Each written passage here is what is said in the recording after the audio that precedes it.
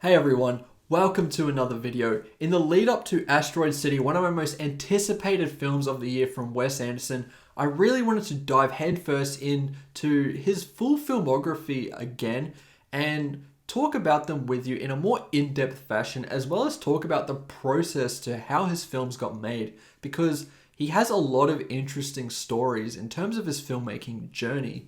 Bottle Rocket, his first film, is one of the most interesting stories to how a film got made to me, and I'd love to talk about that with you. So here we go. Remember to hit that subscribe button and let's get into it.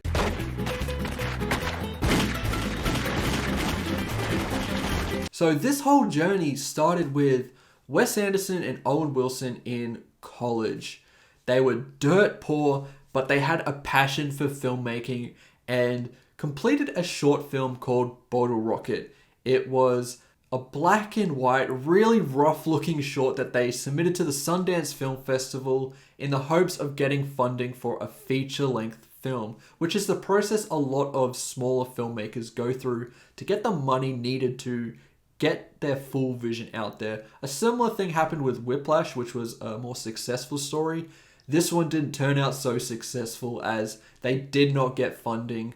Some key players did enjoy this, which helped them later on, but initially they didn't get those results that they needed to get this off the ground. But a filmmaker did enjoy this film, known by James L. Brooks.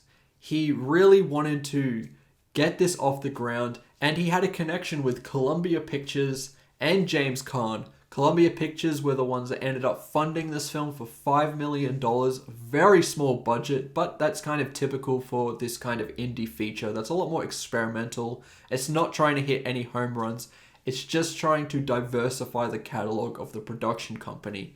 And James Caan, who was by far at the time the most established actor in the entire cast, and probably took a pay cut here just because he had that good relationship with James L. Brooks and had that faith to just follow his recommendation. Now, getting this feature-length film off the ground took a long time, and it kind of annoyed a lot of the producers behind this film. One thing that happened was they ballooned the runtime with a lot of scenes that didn't feel necessary to an audience.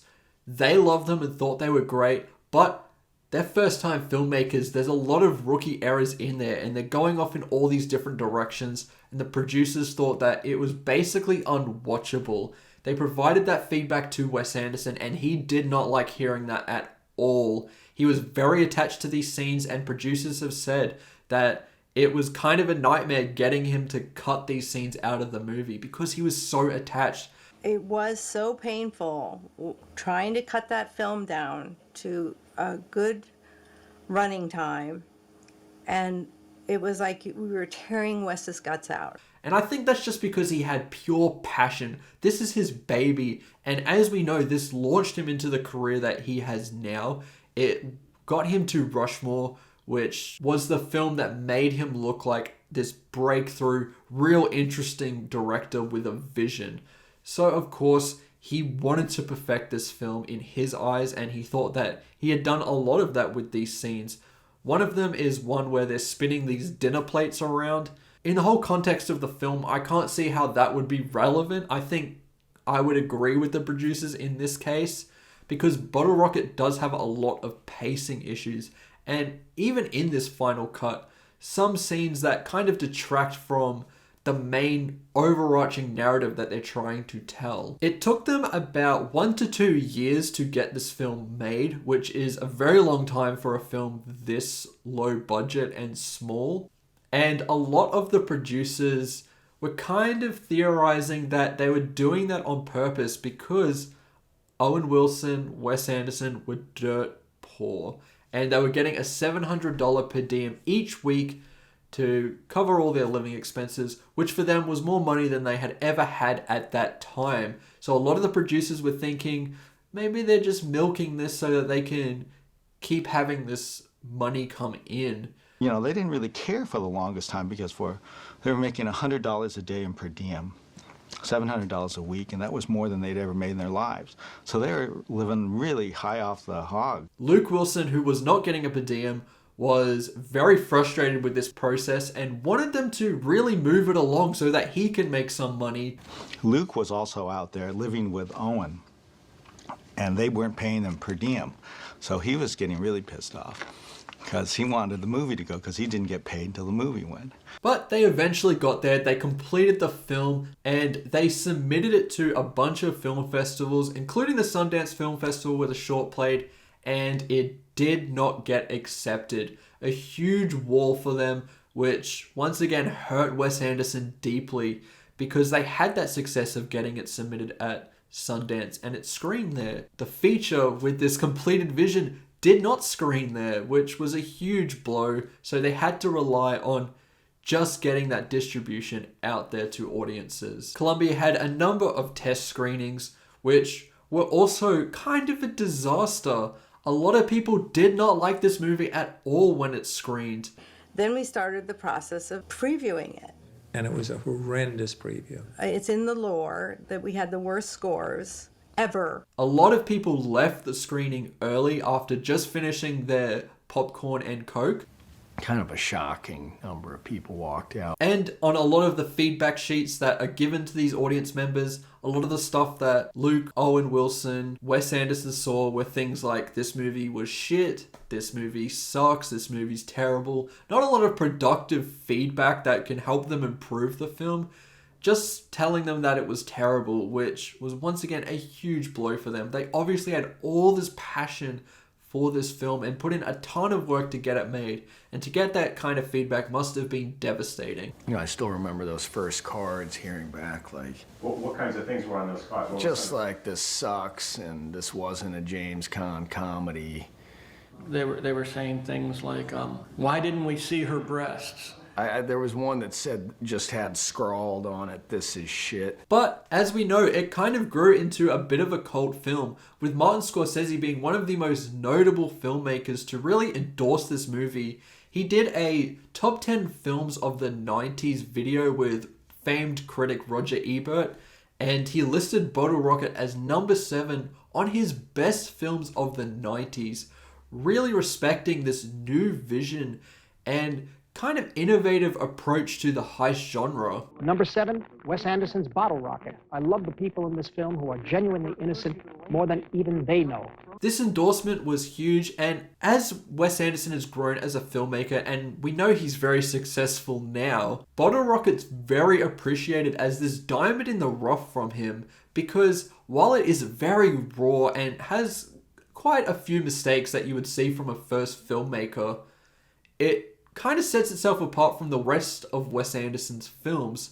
This is not a whole lot like The French Dispatch or The Grand Budapest Hotel.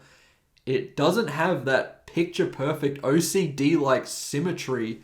There's not as many zooms, there's not as many overhead shots. There's a couple in there that really show you that this is a Wes Anderson film. It's just not Wes Anderson as we know now. I think Bottle Rocket is a really interesting film. I've seen it twice now. The first watch, for context's sake, I had seen pretty much his entire filmography before I saw this. So I'd seen Wes Anderson at his best before I saw, this very, very rough version of his style because it was his first film. And while I did enjoy the movie, I didn't really like it as much as his other films. I would say it was one of his weaker films. And I think if you were to say that, I wouldn't really disagree with you. It is very rough, and there are some pacing issues in there. For example, while I really like the story of Luke Wilson and this romance angle with Inez the housekeeper, it kind of hurts the pacing of the film a lot because it chooses to do that over focusing on the relationship between him and Dignan, played by Owen Wilson, which is something that they really establish early in the first act, and then they go to this in the second act, which I always find this part to be a bit of a lull in the film, even though I think it adds a lot of nuance to Luke Wilson's character. The way it's executed could have been a lot better as we head to a really fun third act with some very, very great lines, like the one where Owen Wilson talks about his innocence before he gets arrested. Never catch me, man. Because I'm fucking innocent. Speaking of the performances of Owen Wilson and Luke Wilson, this is their debut as well. They have both had excellent careers in Hollywood, and they both had raw performances here. Luke Wilson, I find his performance to be a lot more consistent, but I do prefer Owen Wilson's because his comedic timing is just there, and it is brilliant. It helps this film a lot in terms of making a really enjoyable experience. However, there are a couple of dramatic elements where I could see that he's almost getting it where he needs it to be, but he doesn't quite have the experience yet to really make this dramatic scene hit home. I honestly think that the film is really enjoyable, especially on this second watch where I know the whole context behind how this got made and just respecting it for what it is. A lot of people are getting pretty tired with Wes Anderson's style. Asteroid City doesn't look a whole lot different to The French Dispatch or The Grand Budapest Hotel, which was also similar to Moonrise Kingdom, Fantastic Mr. Fox, The Life Aquatic, The Darjeeling Limited. While I love all of his films, I can understand why some people are getting a bit tired of it because it can feel pretty samey. Bottle Rocket isn't like that at all. This genuinely feels a lot different to a lot of the stuff that he had made before. There are stylistic choices that definitely feel like a Wes Anderson movie. You can see the DNA in there, but it's not quite on the level that we have seen later on in his career. And I think a lot of people are really appreciating Bottle Rocket now because of that. It's a little bit different. If I were to give this a score, I think Bottle Rocket's a solid 4 out of 5. I actually think it's a great film, and I enjoyed this more on a rewatch. I definitely would recommend it to you, especially if you're a Wes Anderson fan.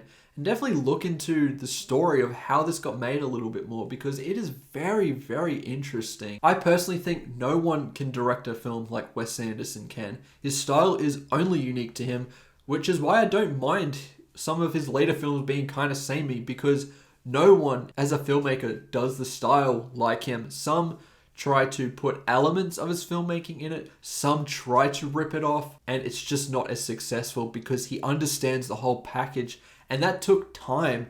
Bottle Rocket wasn't a perfect vision right out the gate. And because of that, he was able to grow and really refine his style into what it is now. He kind of perfected it, but it wasn't an overnight success. And I think that's the really interesting part to Wes Anderson's story. Anyway, those are just my general thoughts towards Bottle Rocket, as well as letting you know a little bit about how this film got made. It's definitely an interesting story. I really hope you enjoyed. Let me know what you think about Bottle Rocket in the comments below, or Wes Anderson's other films. I'd really love to hear that from you. Remember to like and subscribe, and I'll see you in the next one. Goodbye.